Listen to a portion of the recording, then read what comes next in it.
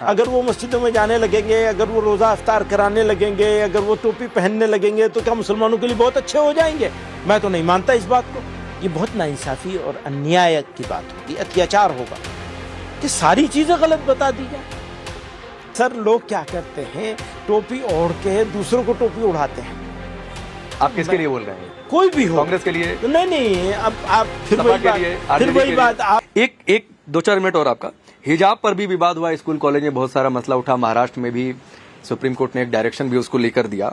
क्या आप मानते हैं कि ड्रेस कोड का पालन होना चाहिए या नहीं होना चाहिए? किसी एजुकेशनल इंस्टीट्यूट की मैं बात कर रहा हूँ, सार्वजनिक जगहों पर नहीं। सार्वजनिक जगह पर तो ठीक है, जिसका जो नियम है वो पालन करें धर्म के हिसाब से।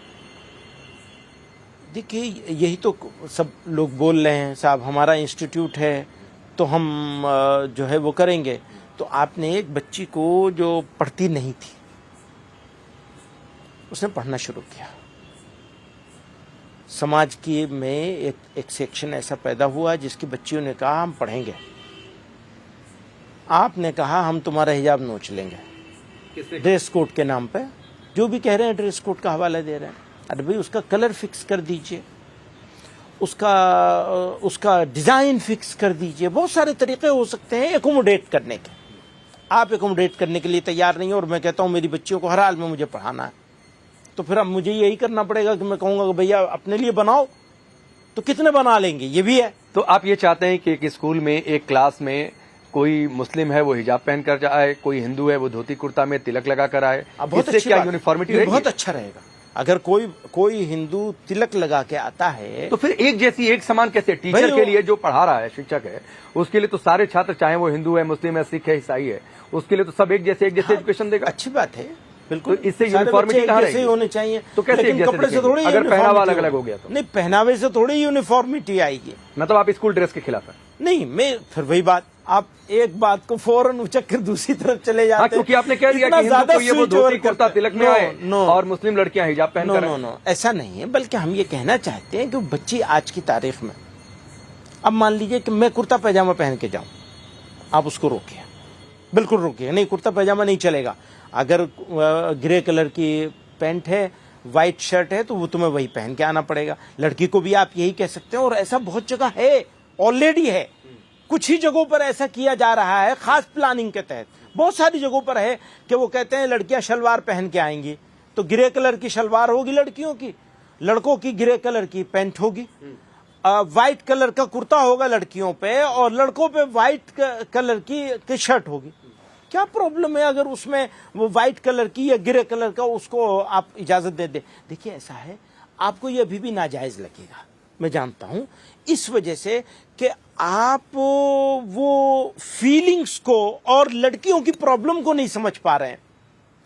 तो हिंदू और मुस्लिम लड़कियों की अलग अलग प्रॉब्लम होती है। हाँ, यकीनन। आज तक तो मुसलमान अपनी बच्चियों को पढ़ाने के लिए तैयार नहीं थे। मुश्किलों से तो वो तैयार हुए हैं, फिर कहते हैं नहीं, इसको तो हिजाब उतार के जाना पड़ेगा। तो वो प्रॉब्लम होगी, वो लड़की बेचारी रोती बहुत नहीं मदनी साहब, बहुत सारे आप देश हम में यही कहते हैं, ये आजादी दे दीजिए, लड़कियां फैसला करें उन्हें हिजाब पहनना है या नहीं। एक छोटा सा टिप्पणी आप मत उतरवाइए। देश में कई सारे नारे लगे कई जगहों पर कि हिंदुस्तान में रहना है तो या रसूल कहना है, कई सारे इस तरीके के नारे ऐसा लगे। कोई नारा मेरे इल्म में नहीं। रायबरेली में बिल्कुल, रायबरेली में लगा था ना, मैं नहीं मानता। कई आपके कौन से लोगों ने विरोध भी किया, मैं ये भी कह रहा हूँ विरोध। मैं नहीं मानता इस बात को कि ऐसा कोई लगा है, और लगा है तो बहुत बदकिस्मती की बात है, चाहे इधर से लगाओ चाहे उधर से लगाओ। बिल्कुल ठीक बात है। अब आपने कहा था कि मोदी पर भी पूछेंगे, तो मैं पूछ ही लेता हूँ। प्रधानमंत्री मोदी और बीजेपी को लेकर ये बार बार पोर्ट्रे किया जाता है कि वो मुसलमानों के खिलाफ हैं, वो सत्ता में रहे तो फिर तो हिंदू राष्ट्र बन जाएगा। मैंने पहले जवाब दिया आपको, मुसलमानों के बारे में बात मत करिए, बल्कि देश के बारे में बात करिए। देश में यकीनन उनके हाथ से बहुत से अच्छे काम और उन्हें अप्रिशिएट किया जाना चाहिए। मैंने बारहा इंटरनेशनल पॉलिसी पर, फॉरेन पॉलिसी के ऊपर, उस जमाने में जब रशा और इसको लेकर के उन्होंने जो कुछ काम किए थे, मैंने कहा था, पुरानी बात हो गई, 2 साल पुरानी, 2.5 साल, तब भी कहा था, आज भी कहता हूं, ये बहुत नाइंसाफी और अन्याय की बात होगी, अत्याचार होगा कि सारी चीजें गलत बता दी जाए। अब अगर मुझे उनका हिमायती बनना है सपोर्टर बनना है तो सारी चीजों को अच्छा कहना पड़ेगा, ये भी गलत है। अगर मुझे कोई चीज ऐसी लगेगी, जैसे उनकी इस बारे में खामोशी है, जो इस्लामोफोबिक सिचुएशन क्रिएट की जा रही है, उसके बारे में उनकी खामोशी, उस पर मुझे बहुत ऑब्जेक्शन है, बहुत एतराज है। लेकिन उनकी बहुत सारी चीजें हैं जिसके ऊपर मैं तारीफ कर सकता हूँ, बहुत सारी तारीफ। मैं योगी वाला सवाल इनके लिए भी पूछ लेता हूँ कि मुसलमानों के लिए बेहतर है या मुसलमानों के खिलाफ है? अगर देश के लिए बेहतर है तो सबके लिए बेहतर है। तो देश के लिए बेहतर है या देश के खिलाफ है? ये तो देश वाले फैसला करेंगे। आप भी तो देश के हैं। मैं यही बता रहा हूं ना कि आप मुझसे मुसलमानों के कॉन्टेक्स्ट में इस तरह से सवाल करेंगे तो मेरे लिए बहुत मुश्किल होगा ये बात कि मैं ये कहूं कि बहुत बदतर है। ये कैसे हो सकता? कोई आदमी नहीं तो चलिए मैं इसको थोड़ा सा डिफाइन कर देता हूं। एंटी मुस्लिम होने का नैरेटिव जो विपक्षी पार्टियां सेट करती हैं, वो सिर्फ वोट बैंक के लिए सेट करती हैं या प्रधानमंत्री मोदी एंटी मुस्लिम है? क्योंकि वो कहती हैं कि ये मस्जिदों में नहीं जाते हैं, मुसलमानों से बात नहीं करते हैं, जबकि हमने अगर वो मस्जिदों में जाने लगेंगे, अगर वो मस्जिदों में जाने लगेंगे, अगर वो रोजा इफ्तार कराने लगेंगे, अगर वो टोपी पहनने लगेंगे, तो क्या मुसलमानों के लिए बहुत अच्छे हो जाएंगे? मैं तो नहीं मानता इस बात को, कभी भी नहीं मानता इस बात। तो चलिए बता दीजिए सर, एंटी मुस्लिम होने का नैरेटिव सही है या गलत? यही तो कह रहा हूं कि अगर वो मस्जिदों में जाने लगे, अगर वो टोपी ओढ़ने लगे, नहीं मैंने छोड़ी दिया। लोग क्या करते हैं सर, लोग क्या करते हैं, टोपी ओढ़ के दूसरों को टोपी उड़ाते हैं। आप किसके लिए बोल रहे हैं? कोई भी हो, कांग्रेस के लिए? नहीं, अब आप फिर वही बात आप कहीं से कहीं ले जाएंगे, ये नहीं। बल्कि मैं ये कह रहा हूं कि आप धार्मिक चिन्ह, जैसे कोई मुझे कहने लगे कि तुम तिलक नहीं लगाते हो, तो मैं तिलक नहीं लगाऊंगा, तो मैं क्या हिंदुओं के लिए बुरा हो जाऊंगा? ये नहीं होता। हमें ये देखना है कि ओवरऑल क्या है और एक्शंस क्या है।